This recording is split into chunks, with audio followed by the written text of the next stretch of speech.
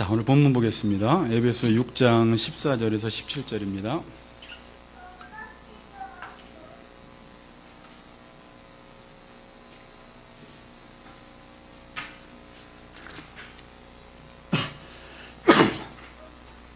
자, 우리 14절에서 17절 우리 다 같이 읽겠습니다. 외웠으면 좋겠습니다. 같이 시작.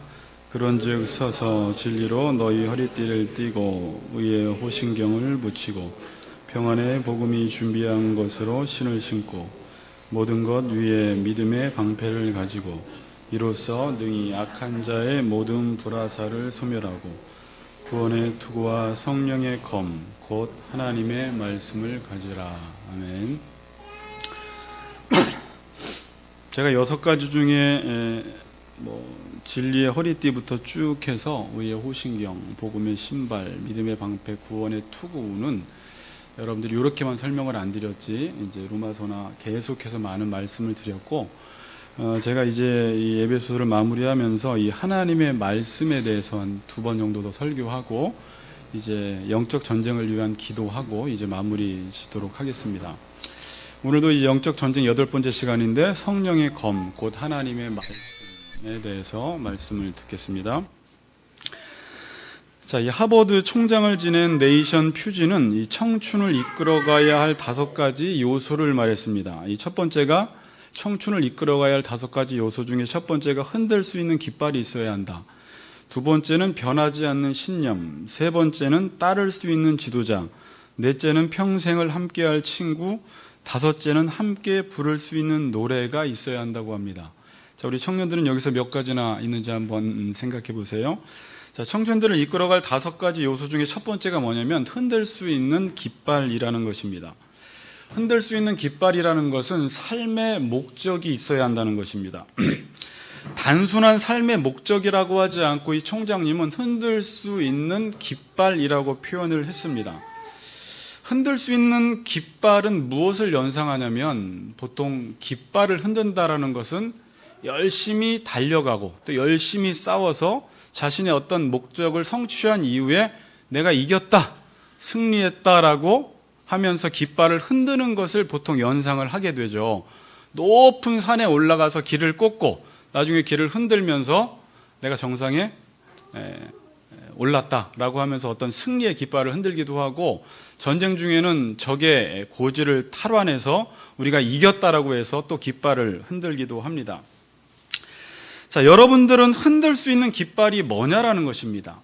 자, 이건 청춘들에게 한 말이지만 이 총장님이 하신 말씀은 정말 모든 사람들에게는 인생을 살아가기 위해서 흔들 수 있는 깃발이 있어야 한다고 하는데 나에게 있어서 이 흔들 수 있는 깃발은 무엇인지 한번 생각해 보라는 것입니다.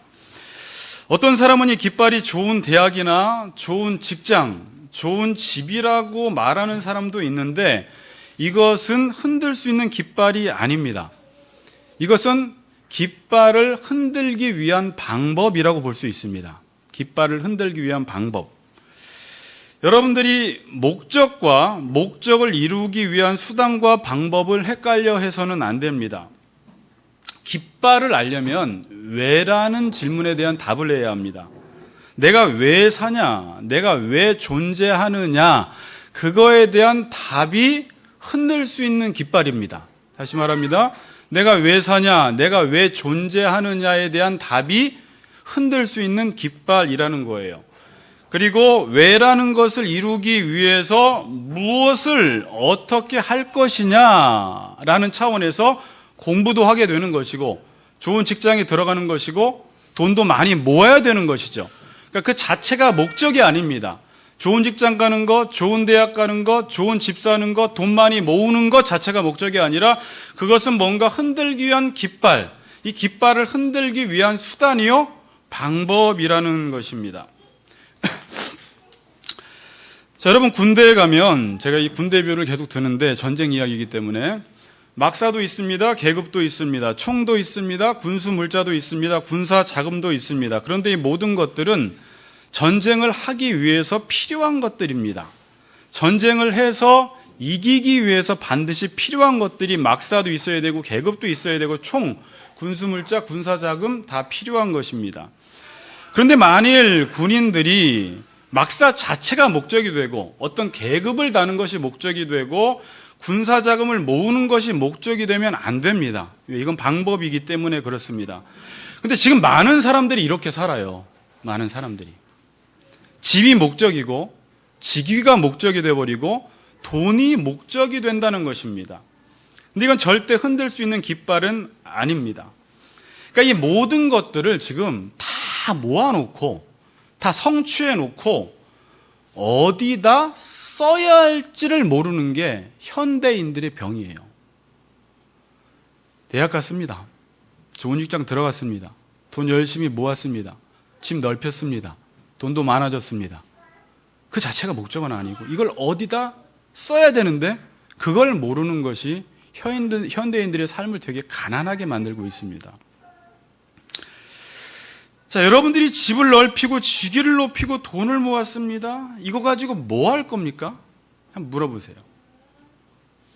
그러니까 어떤 현상이 벌어지느냐, 이걸 가지고 뭘 해야 할지를 모르니까 이 자체를 가지고 싸우게 되는 것입니다. 누가 더 집이 크냐, 누가 더 좋은 대학 다니냐, 누가 더 좋은 차를 타냐, 누가 더 높은 직위를 가지고 있느냐, 누가 더 돈이 많냐라는 싸움을 하고 있습니다. 근데 이것 가지고는 싸우면 안 돼요. 이건 그 사람들 돈 있고 나도 돈 있고 다른 사람 돈 있고 다른 사람 계급 있고 나도 계급 있고 계급 있으면 그 모든 것들을 가지고 어떤 대상과 싸워야 하는데 그 대상 흔들 수 있는 깃발을 모르니까 그 자체를 가지고 싸우는 현상이 일어났다는 것입니다. 지금 그래서 이 세상이 아수라장이 된 거예요. 뭘 모르니까요? 흔들 수 있는 깃발을 모르기 때문입니다. 적과 싸워야 할 군인들이 만일 여러분들이 지휘관인데 자기들끼리 총 빼앗으려고 싸우고 누가 높냐고 싸운다면 보면서 한심할 거예요. 적과 싸워야 하는데 적과 싸우지 않으니까 자기들끼리 싸우고 있는 것입니다. 자, 지금 성경 말씀에서 알려주는 것이 뭐냐면 다시 말씀드립니다. 우리에게는 적이 있다라는 거예요.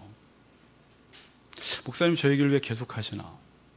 사람들은 지금 적을 몰라요. 우리의 싸움은 혈과 육이 아닌 공중의 권세 잡은 자들과의 싸움인데 이 땅을 살아가면서 적을 모르니까 이 적과 싸워서 깃발을 흔들라고 하나님은 우리를 이 땅에 보내주셨는데 영적으로 눈이 어두워져서 이 하나님의 계시의 말씀을 알지 못하니까 이 세상의 현상, 이 세상이 어떻게 돌아가는지, 우리가 무엇을 위해 살아야 하는지, 어떤 삶의 목적, 흔들 수 있는 깃발이 없어진 채 그 깃발을 흔들기 위한 수단과 방법이 그들의 목적이 되어서 그것 가지고 싸우고 있는 아수라장이 된 것이 지금 이 세상의 현실이라는 것입니다. 성경은 오늘 우리에게 너무 당연한 말인데 여러분, 저는 좀 깊이 묵상했으면 좋겠어요. 우리의 적이 있다라는 거예요. 그건 혈과 육이 아닌 공중의 권세 잡은 자와 여러분들은 싸워야 한다라는 거예요. 모든 힘을 여기에 동원하라는 것입니다. 우리의 인생은 모든 에너지를, 내가 가지고 있는 모든 자원을, 하나님이 여러분에게 주신 모든 것들을 이 싸움하는데 동원하라고 여러분들에게 주셨다라는 것입니다. 마귀의 관계를 능히 대적하기 위하여 하나님의 전신갑주를 입으라. 우리의 씨름은 혈과 육을 상대하는 것이 아니요 통치자들과 권세들과 이 세상의 세상 주권자들과 하늘에 있는 악의 영들을 상대함이라. 여러분들이 싸워야 할 대상이 누구라고요? 따라하십니다. 마귀. 자, 이 이야기를 하는 게 창피할 수 있어요. 이 현대인들은 자기가 똑똑하다고 하고 과학을 이야기하고 합리를 이야기하고 이성을 이야기하면서 마귀 이야기하면 이상한 사람 취급당하는데 그 사람이 이상한 거예요. 물어보세요. 싸울 수 있는 깃발이 무엇인지를. 하나님을 모르는 사람은 자신이 누구인지를 모르고 자신의 인생의 목적을 모르기 때문에 싸울 수 있는 깃발, 흔들 수 있는 깃발이 무엇인지를 모르고 살아가고 있어요. 바울도 이 흔들 수 있는 깃발에 대해서 이야기를 합니다. 자, 한 절씩 몇 구절만 봅시다. 빌립보서 3장 13절 같이 읽어보겠습니다. 형제들아, 시작.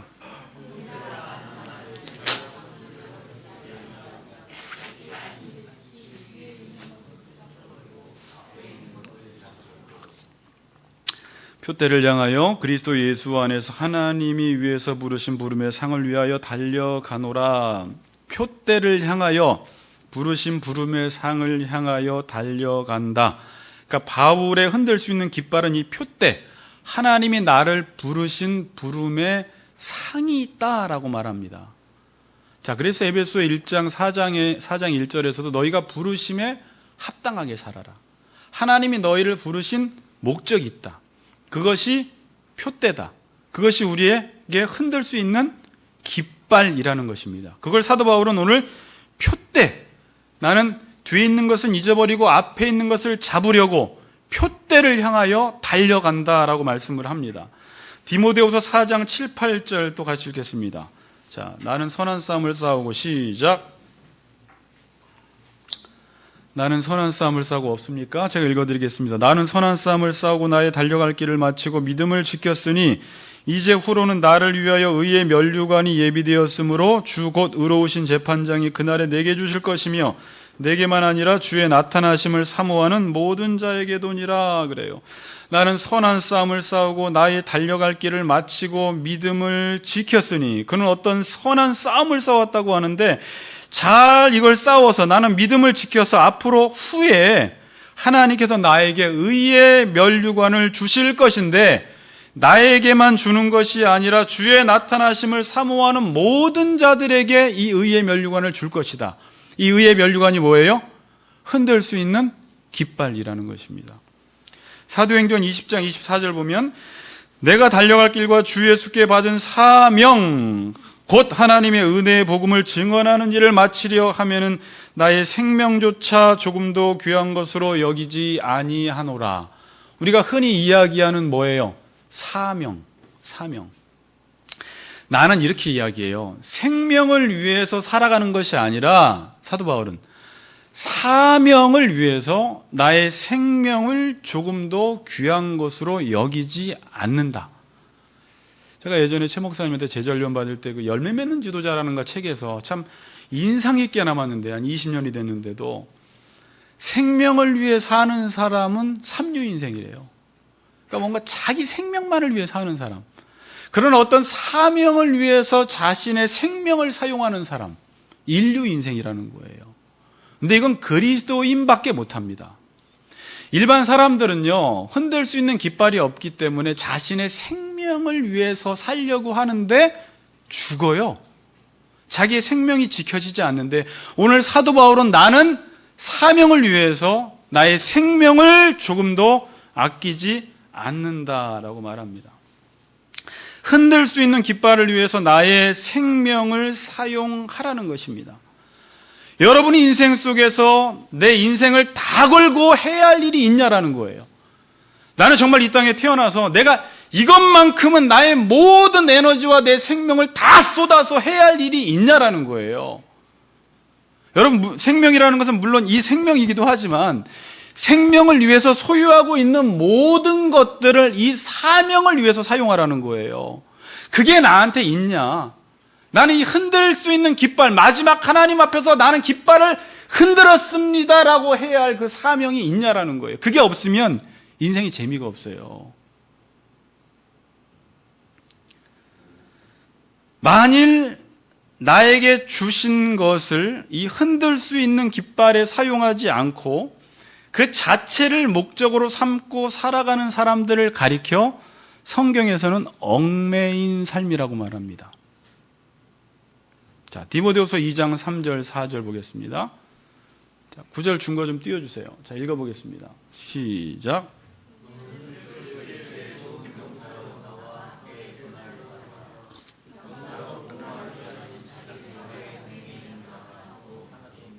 이는 병사로 모집한 자를 기쁘게 하려 함이라. 너는 그리스도 예수의 좋은 병사로 나와 함께 고난을 받으라. 그러니까 주님이 우리를 경주자, 농부, 병사로 비유하고 있는데, 여기서 병사로 나와 함께 고난을 받으라. 왜? 싸우다 보면 고난을 받기 때문인 거죠. 병사로 복무하는 자는 뭐라고요? 자기 생활에 얽매이는 자가 하나도 없나니 이는 병사로 모집한 자를 기쁘게 하려 함이라. 자, 병사로 복무하는 자는 자기 생활에 얽매여서 안 된다라고 말하는데, 이 얽매이다라는 뜻이 쉽게 유혹을 받다, 쉽게 방해를 받다라는 거예요. 그러니까 병사는 뭐 해야 돼요? 전쟁해야 됩니다. 싸워서 이겨야 되는데, 병사가 다른 것들을 하고 있으면 어찌 보면 총만 계속 반질반질하게 닦고 있다든지, 전쟁은 안 하고 총이 얽매인 거죠. 뭐 모자 각 잡는다고 계속 그것만 한다든지, 그냥 밤에 잠도 안 자고 그냥 옷 각 잡는다고 또 다린다든지, 뭐 그런 거에 신경 쓰면 병사로서 얽매인 삶을 살아가는 거예요. 여러분, 경주자가 이제 깃발을 흔들기 위해서 꼬리 지점까지 달려가야 할 생각만 해야 하는데, 지나가다가 뭔가 좋은 경치가 있다고 해서 경치를 보고, 지나가다가 아름다운 여자가 있다고 해서 악수 한번 하려고 거기 따라가면 이게 얽매인 거거든요. 그러니까 병사는 그냥 나는 병사로 부름받았으니까 이 땅에서 해야 할 일은 싸우는 일밖에 없다라고 생각을 하고 가야 한다라는 거예요. 전쟁하는 것이 목적이라는 것입니다. 그 전쟁을 위해서 막사도 있고 총도 있고 계급도 있고 돈도 있는 것인데, 그것에 매여버리면 안 돼요. 어떤 사람은 집에 매였어요. 평생 집 넓히다가 인생 끝나는 사람도 있어요. 어떤 사람은 돈만 모으다가 죽기 전에 30억 그러고 그냥 돈 못 갖고 그냥 죽어버리는 사람이 있어요. 어떤 사람은 계속 명예만 높이다가, 직위만 높이다가 높아졌는데 어느 날 보니까 병이 걸려서 죽어야 돼. 도대체 이걸 가지고 어떻게 썼냐라는 거예요. 거기에 매여버렸다 이러는 거예요. 이 사람은 집에 매였다, 이 사람은 돈에 매였다, 이 사람은 명예에 매여버렸다, 사람의 인기에 매여서 자기가 해야 할 일을 못하고 죽어버리는 것입니다. 나의 달려갈 길 못 달려간 거예요. 믿음의 선한 싸움 못 싸운 거예요. 의의 면류관 부끄러운 거예요. 왜? 세상 일에 얽매였기 때문에. 이 얽매이다라는 단어를 떠오르는 순간 제가 예전에 여기서 찬양을 했던 그 찬양이 또 떠올랐어요. 세상 부귀 안일함과 세상 근심하다가 주님 나를 찾으시면 어떻게 만날까? 2절 가사가 이래요. 세상 일에 얽매여서 세상 일만 하다가 주님 나를 부르시면 어떻게 주님 만날까? 3절, 지금까지 내가 한 일 주님께서 보시고 훗날에 나를 보고 무엇라 하실까? 이런 가사들은 되게 좋은 가사들이에요. 요즘 가사들은 이런 게 별로 없는데, 예전에 제가 20대 초반에 기도원 가서는 그때도 젊은데 이런 가사가 그냥 팍팍 꽂히는 거예요. 세상 일에 얽매여서 세상 일만 하다가 주님 나를 부르시면 뭐라고 대답할까? 어떻게 보면 인생을 깊게 생각해 볼 수 있는 가사예요.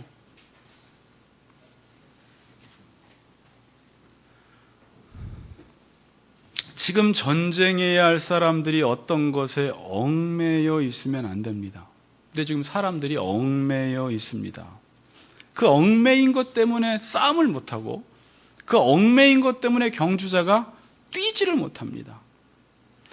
병사로 복무하는 자는 자기 생활에 얽매이는 자가 하나도 없나니 이는 병사로 모집한 자를 기쁘게 하려 함이라. 여러분, 병사로 복무하는 사람은 병사로서 싸울 때 기쁘다라는 말이에요. 병사는 언제 기쁜 거예요? 병사 일을 할 때, 싸울 때 기쁜 것입니다. 여러분, 힘들어도 병사는 싸울 때 기쁜 거예요. 총 쏘고 엎드려 뻗쳐하고 또 맞고 또 병 고치고, 그러면서 내가 전쟁에서 이겼을 때 보람 있는 것이지, 병사가 그냥 화장하고 멋부리면서 그냥 각이나 잡고 총이나 닦고 있으면 기쁘질 않아요. 오히려 병사는 그냥 야전에서 전쟁하며 싸울 때 기쁜 거예요. 우리 교회도요, 가만히 있으면 편할 것 같은데 기쁘질 않아요. 자, 이번에 일이 좀 컸어요. 제가 보니까 옆에서 안에 움직이는 거 보니까 일이 컸더라고요. 이번에 준비들 너무 많이 하셨어요. 그런데 가만히 있었으면 그냥 아무런 기대감 없이, 싸울 것도 없이 크리스마스를 그냥 쑥 지내버리는데, 사방에서 연습을 하는 거죠. 이 연습을 하면서 우리도 모르는 사이에 하나가 되기 시작하고 호흡이 맞아지고, 또 여기서 물론 뭐 티격태격 하기도 하고, 네가 잘하니 내가 잘하니 왜 손을 이렇게 했니 저렇게 했니 뭐 이렇게도 할 수 있겠지만, 그거 하면서 기쁨이 있는 거예요. 그래서 오늘 2시 반에 이따 발표할 때 물론 어설프지만 이렇게 모여서 많은 사람들을 초청해서 이것을 한다는 자체가 우리에게 큰 보람을 주고, 딱 끝나고 나서 참 잘했다, 참 좋았다. 맨 마지막에 여러분, 오늘 마지막 딱 2시 반에서 3시 반에 딱 끝나는 순간 왜 이렇게 못했어 이렇게 하지 마세요. 그냥 끝나면 끝난 거예요. 이제 그거에다가 다 뒤집어 엎어지는 거예요. 그러지 말고 오늘 너무 잘했어, 너무 잘했어, 뭐 꽁트를 어떻게 했든지 뭐를 어떻게 했든지 다 잘한 거예요. 그냥 이 결과가 중요한 게 아니라 하는 그 과정 자체를 하나님은 너무나 기쁘게 받으신다는 것입니다. 오늘 끝나고는 다 칭찬만 해주시기 바랍니다. 네. 왜 이랬어 이러지 마세요. 어쨌든 무슨 얘기하는 거예요? 병사로 모집한 자는 병사로 살아야지 기쁘다라는 거예요. 그러니까 하나님이 우리를 병사로 모집했는데 병사들이 그냥 집만 넓히고 돈만 모으고 자기 할 일만 하고 그러면 인생이 뭐 편안하긴 한데 뭐가 이렇게 재미가 없지? 뭔가 이렇게 좀 스펙타클하지 않고 재미가 없는 거예요. 근데 그걸 가지고 뭔가 내가 해야 할 일을 할 때, 막 쓸 때, 야, 이게 왜 이렇게 기쁘지? 왜 그런 거예요? 하나님이 그걸 하라고 우리를 부르셨기 때문이에요. 나를 그걸로 부르신 사람은 그걸 할 때가 가장 기쁜 거예요. 그게 아무리 허드렛 일이고 나쁜 일이고 해도 그게 내가 해야 할 사명이라면 사명 감당할 때 주시는 하나님이 기쁨이라는 게 있어요. 저는 여러분들이 그 기쁨을 누리다가 인생을 살았으면 좋겠어요. 그냥 집에 누워있으면 편해요. TV 탁탁탁 틀면 편한데, 여러분 그렇게 한 10년 살아보세요. 바보 돼요. 재미없어요. 혼자 막, 야 여보 오늘은 치킨 먹자, 오늘은 뭐 피자 먹자, 오늘은 불고기 먹자, 내일은 감자탕 먹자, 뭐 계속 그러면 행복해요? 여러분? 아니죠. 그걸 가지고 뭘 해야 되는데 에너지 쓸 데가 없으니까 사우나 나가고 푹 세포 퍼져가지고, 그러니까 딴 생각이나 나기 시작하고, 뭐 좀 쌈박한 거 없나? 이러다가 인생 이상한 대로 가는 거 아니에요. 왜? 할 일이 없으니까. 모든 게 갖추어졌는데 할 일이 없어. 나밖에 몰라, 나밖에 못 챙겨. 재미가 없는 거예요.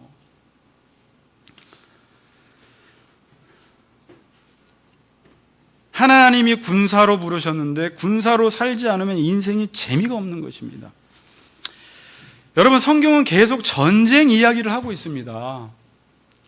그런데 나는 집 넓히고 돈 벌고 계급 높이고 여기에만 온통 관심이 있으면 성경 이야기가 재미가 없는 거예요.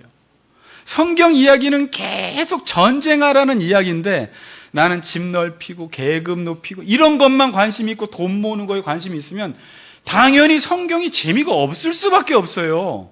나와 관심 분야가 다르기 때문에. 그런데 여러분, 지금 전쟁하고 있는 사람들이 있죠. 영적 전쟁하고 있는 사람들.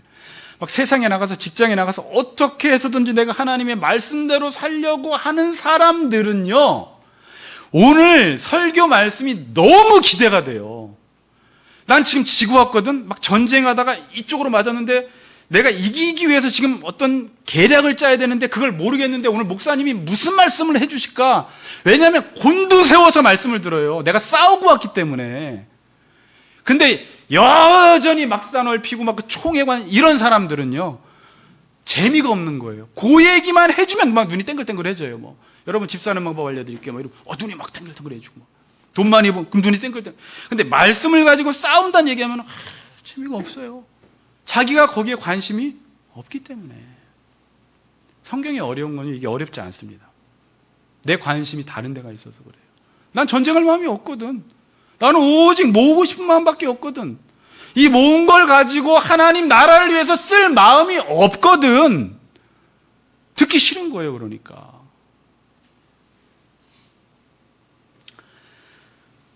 성경 말씀은 자기 자신을 어떻게 인식하느냐에 따라서 전쟁하기 싫어하는 사람은 재미가 없고 전쟁하고 싶어하는 사람은 말씀이 재밌는 거예요. 우리 부모나 조부 세대들은 이 전쟁을 알기에 전쟁 이야기를 하면 너무 좋아하셨습니다.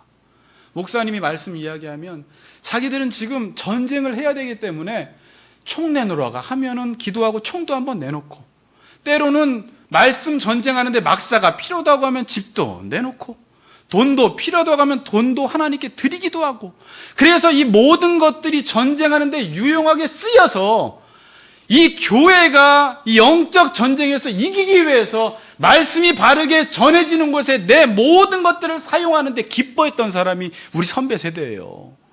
그러나 지금 세대들은 이걸 몰라요. 그냥 교회에서조차도 막사 넓히고 돈 주고 계급 높이는 메시지만 듣기를 원하니까 재미가 없는 거예요. 이걸 드릴 생각도 안 해요. 드리라고 하면 무슨 이상한 집단으로 생각하는 거죠. 지금은 전쟁에 관심이 없기 때문에 전쟁에 쓰라고 주신 것을 자신이 다 끌어안고 있는 것입니다. 하나님이 전쟁하라고 주신 것을 자기의 생명을 위해서만 사용하고 있더라는 거예요.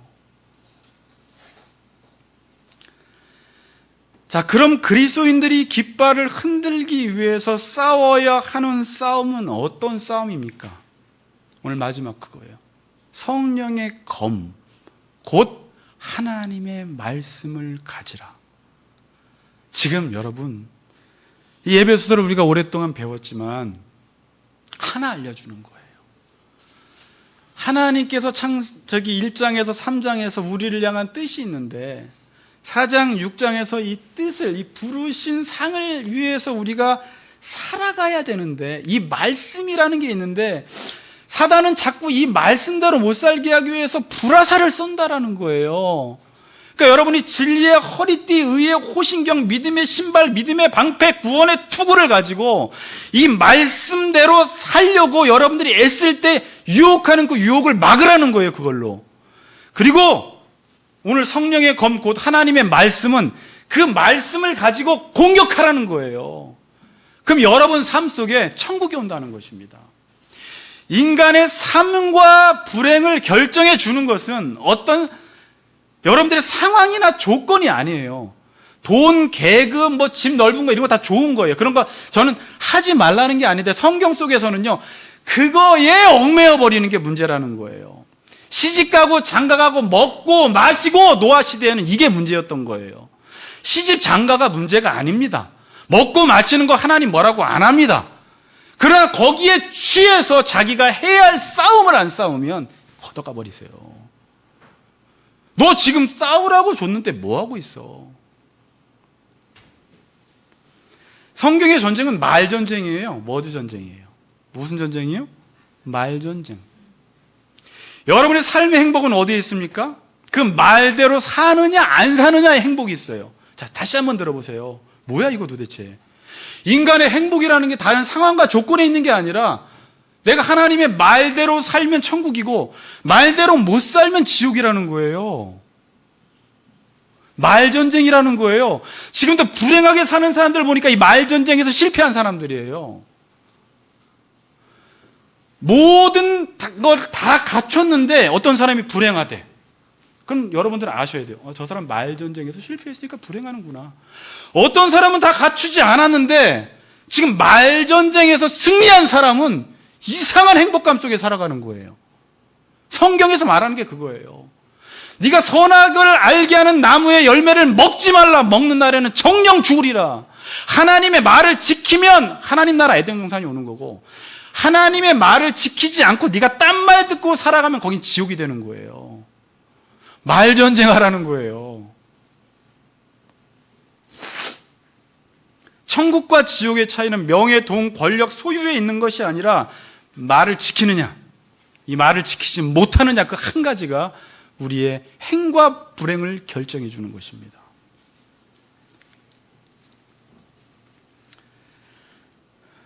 그래서 이 말이 사명이 되고 흔들 수 있는 깃발이 되는 것입니다. 인간 삶의 최고의 가치는 말을 지키느냐 지키지 않느냐. 지키는 사람은 하나님의 나라를 맛본다는 거예요. 그러니까 어디에 우리가 온통 신경을 다 써야 돼요? 이 말 지키느냐 못 지키느냐 이 전쟁 하다가 오라는 거예요. 심판도 나 다른 거 갖고 안 하겠다 이거예요. 그거 가지고 하나님이 심판하시겠다라는 거예요. 여러분, 성경은 예수님을 신랑, 우리를 신부로 비유합니다. 자, 그럼 신부가 신랑을 위해서 해야 될 일은 뭡니까? 밥 차려주는 거? 이불 깔아주는 거? 예수님이 신랑인데 우리는 신부인데, 예수님 신랑이신 예수님이 우리에게 바라는 건 딱 한 가지예요. 내 말대로 사는 게 순결을 지키는 거라는 거예요. 근데 신부가, 교회된 신부가 예수님의 말대로, 신랑의 말대로 살지 않고 세상의 말을 듣고 음녀의 유혹을 받아서, 계시록에서는 세상의 말을 따라가면 순결이를 잃어버리고 간음한 여인이다 이렇게 말하는 거예요.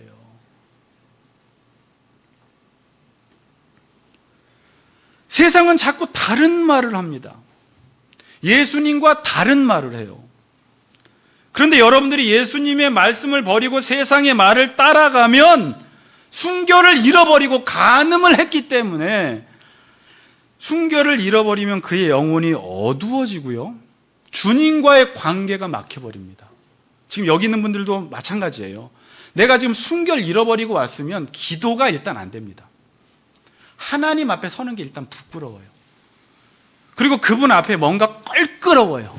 소통이 안 돼요.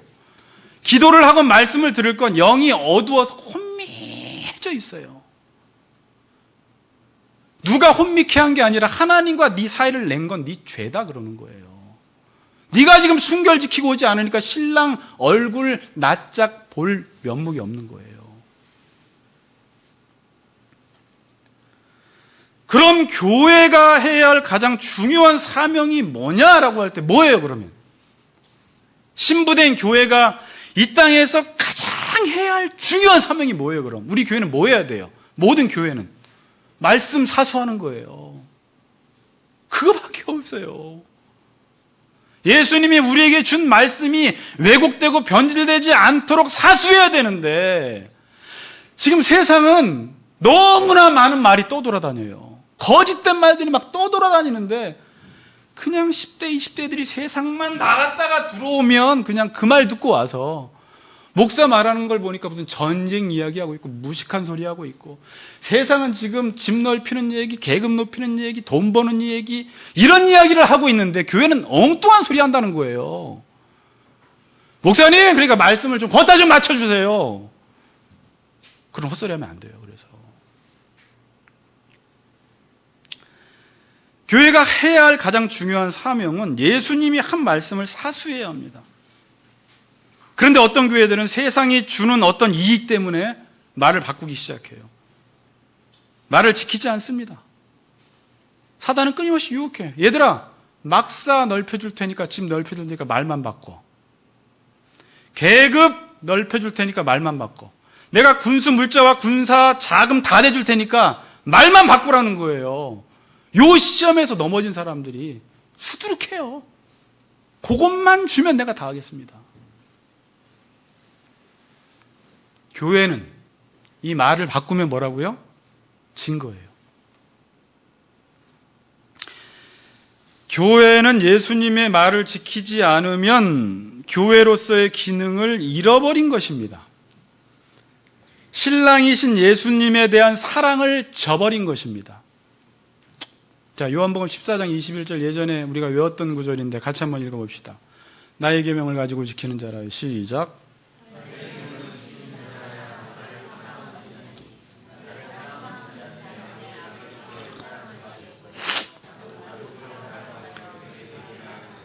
나의 계명을 가지고 지키는 자라야 나를 사랑하는 자니, 나를 사랑하는 자는 내 아버지께 사랑을 받을 것이요 나도 그를 사랑하여 그에게 나를 나타내리라 그래요. 예수님의 계명을 가지고 킵하는 거예요. 지킨다라는 건 행한다라는 의미보다 킵하는 거예요. 예수님의 계명을 보존하고 사는 거예요. 신부로서. 그럼 예수님의 계명을 지키는 자가 예수님을 사랑하고, 자, 뒤에 말 더 중요하죠.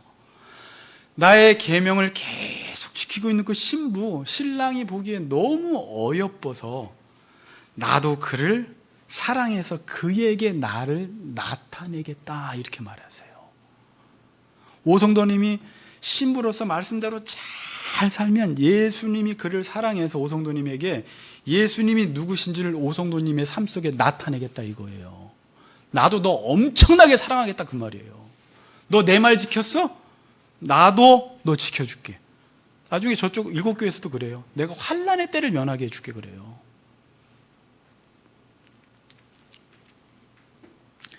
예수님을 사랑하는 다른 방법이 없어요. 성경에서는요, 여러분.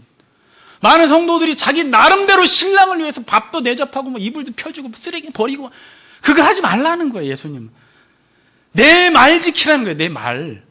그거 지키는 게 나 사랑하라는 거예요. 교회가 자꾸 다 좋은데 건물 짓고 안 짓고 이게 문제는 아니에요. 그거보다도 내 말 지키면서 그거 하라는 거예요. 여러분들도 집 넓히고 돈 많이 벌고 직위 다 높이세요. 그러나 그것도 내 말 지키기 위해서 그렇게 하라는 거예요. 그거 많이 모아서 뭐 할 거냐 이거예요. 예수님은 네 사명 너 언젠가는 목숨 끊어져. 주님 앞에 서는 날 곧 올 텐데 어떻게 사냐 이거예요. 여러분 계시록 교회 7교회 중에 칭찬받는 교회가 2교회가 있는데 어떤 교회예요? 칭찬만 받는 교회가 있어요. 이렇게 여러분 이렇게 교회 이렇게 동네 가다 보면 라오디게아 교회 이런 교회 봤어요? 봤대 또 없어요. 라오디게아 교회는 별로 안 좋은 교회라. 서만화 교회. 서만화 교회가 그렇게 많아요. 이번에 예우림에서 목회하던 부목사님도 이번에 보니까 저쪽에 서만화 교회로 가셨던데 서만화 교회가 그렇게 많고 또는요 빌라델비아 교회. 2교회가 하나님께 칭찬을 받았어요. 자 그런데 이 서만화 교회가 칭찬받은 이유는 거긴 계속 환난과 핍박을 받았는데 거기서 믿음을 지켰다는 거예요. 그래서 이런 말을 해요. 너희가 실상은 가난하게 보이는데 그러니까 지금 환난과 핍박을 받으니까 정말 보잘것없이 보이는데 실상은 너희가 부유한 사람이라 그래요. 서만화 교회에게. 빌라델비아 교회는 이렇게 칭찬합니다. 네가 작은 능력을 가지고도 내 말을 지키며 내 이름을 배반하지 아니하였도다 그래요. 10절에 보니까 내가 나의 인내의 말씀을 지켰은즉 내가 또한 너를 지켜 시험의 때를 면하게 하리니 뭐라고요? 내 말을 지켰은즉 인내의 말을 지켰은즉 내 이름을 배반하지 않았다. 자 이렇게도 말씀이라는 것을 묘사할 때 인내의 말씀이라고 이야기를 해요. 무슨 말이에요? 말씀을 지키기 위해서는 끝까지 인내해야 한다는 거예요. 이걸 빌라델비아 교인들이 지켰다. 내 이름을 배반하지 않았다. 여러분 빌라델비아 교회는요 찾아보니까 작은 아덴이래요. 많은 우상과 신들이 있었어요. 작은 아덴이란 말은 헬라 문명의 중심지로 인간의 철학이 지배하고 있었습니다. 마치 이 시대 같아요. 수많은 철학과 수많은 소리들이 들리고 있어요. 우리에게도. 그래서 많은 아이들이나 지금 젊은 사람들이나 신앙인들조차도 그 세상의 철학이나 세상의 사상과 세상의 정신을 홀딱 뺏겨가지고 그게 진짜인 줄 알고 유혹을 받은 사람들이 많아요. 그런데 그런 상황 속에서 작은 에덴 같은 그런 상황 속에서도 빌라델비아 교인들은 내 말을 지켰다라는 거예요. 내 이름을 배반하지 않았다. 칭찬해 주시는 거예요. 여러분들은 지금 주님의 말을 지키고 계십니까? 전 이렇게 질문하지 않았어요. 여러분 교회 다니고 계십니까? 여러분 직분 맡고 있습니까? 여러분 성가대하고 있습니까? 이렇게 묻지 않았어요. 여러분 주님의 말씀을 지키고 계십니까? 하는 거예요. 우리 교회는 주님의 말씀을 지키고 있느냐라는 거예요. 반대로 라오디게아 교회는 잘 살았습니다. 되게 부유했습니다. 성경에 보면 라오디게아 교회가 그렇게 부유했대요. 부유하면 주님을 잘 믿을 것 같아요? 안 믿을 것 같아요? 여러분 막사가 넓어요. 총이 집에 많아요. 군사자금이 많아요. 그러니까 이미 막사가 아니라 거기다 그냥 호텔식으로 꾸며놨어요. 전쟁이 일어났다고 해요. 싸우고 싶어요? 여기 있고 싶어요? 여기 있고 싶죠. 여러분 그래서 그냥 집도 없고 야전 군인이나 전쟁하고 싶지 이미 내 생활의 안정권에 딱 들어온 사람도 전쟁이 싫은 거예요.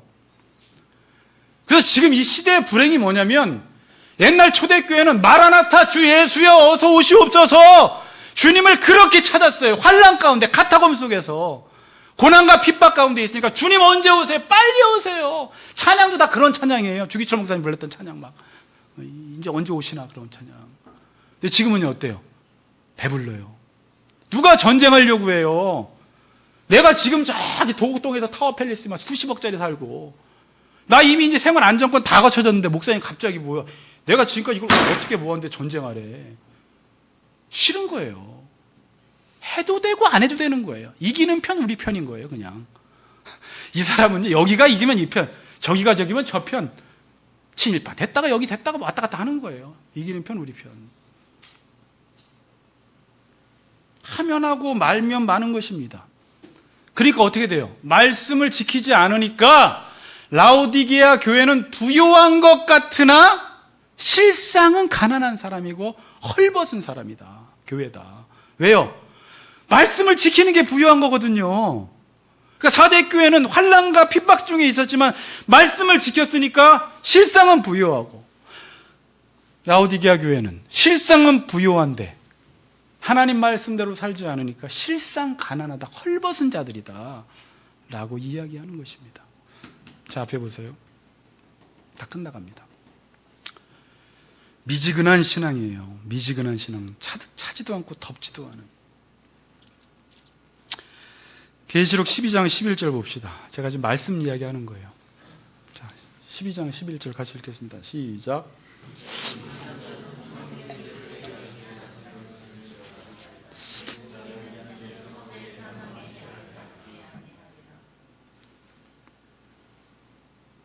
(2장 11절이었군요) 자, 12장 11절인데, 자, 또 우리 형제들이 어린 양의 피와 자기들의 증언하는 말씀으로써 그를 이겼으니 그들은 죽기까지 자기의 생명을 아끼지 아니하였도다. 자, 계시록 12장 11절 보면 자기들의 증언하는 말씀으로써 그를 이겼으니 그래요. 뭘로 이겼다고요? 말씀으로 그를 이겼다.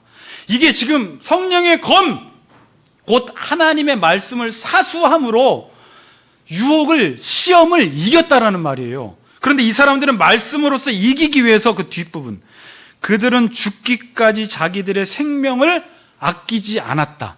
그러니까 말씀을 지키기 위해서 자신의 생명을 아끼지 않는 방식으로 말씀을 사수했던 거예요.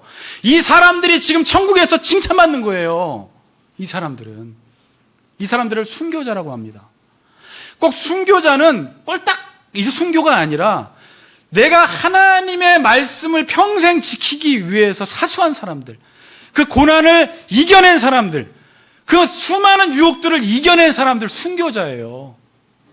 내가 목격한 것은 증언하고 산 사람들, 타협하지 않은 사람들, 누가 뭐라고 해도 왜곡되고 변절시키지 않고 전했던 사람들, 순교자라는 거예요. 근데 그 말씀을 지키기 위해서 자신의 생명도 아끼지 않은 거예요. 희한한 역설이 존재합니다.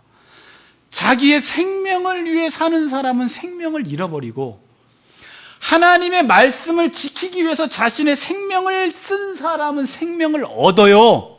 왜? 말씀이 생명이기 때문에 그래요. 그러니까 말씀을 지키기 위해서 자기의 생명을 드린 사람은 말씀의 생명을 얻는, 영원한 생명을 얻는 거예요. 그러나 자기의 생명을 얻기 위해서 말씀을 버린 사람은 생명을 잃어버린다는 것입니다. 왜? 말씀이 생명이기 때문에.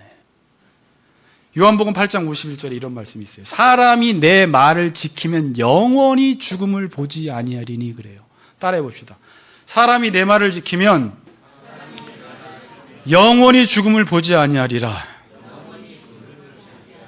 아멘. 말씀을 지키기 위해서 생명을 내어놓는 자가 말씀의 생명을 얻게 되는 것입니다. 결론 맺겠습니다. 여러분들은 지금 어떤 말을 지키기 위해서 그렇게 열심히 싸우는 것입니까? 이 질문하고 이제 마치려고 그래요. 여러분들은 지금 어떤 말을 지키기 위해서 그렇게 열심히 싸우냐라는 거예요.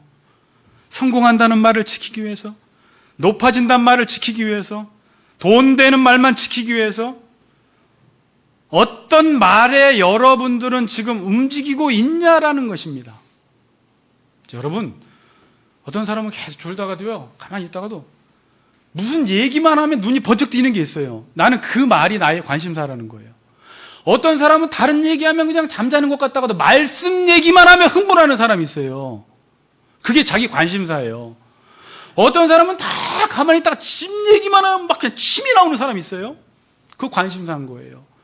나는 지금 어떤 말을 지키기 위해서 열심히 싸우냐라는 것입니다. 자, 간단하게 세상의 말은 이 세상에서 막산을 피고 계급는 피고 군사자금 많이 마련해서 잘 살라는 것입니다. 그런데 주님의 말씀은 막사 넓혀라 이거예요. 계급 높이라 이거예요. 군사자금 많이 모으라 이거예요. 많이 모아서 전쟁하라는 게 주님의 말씀입니다.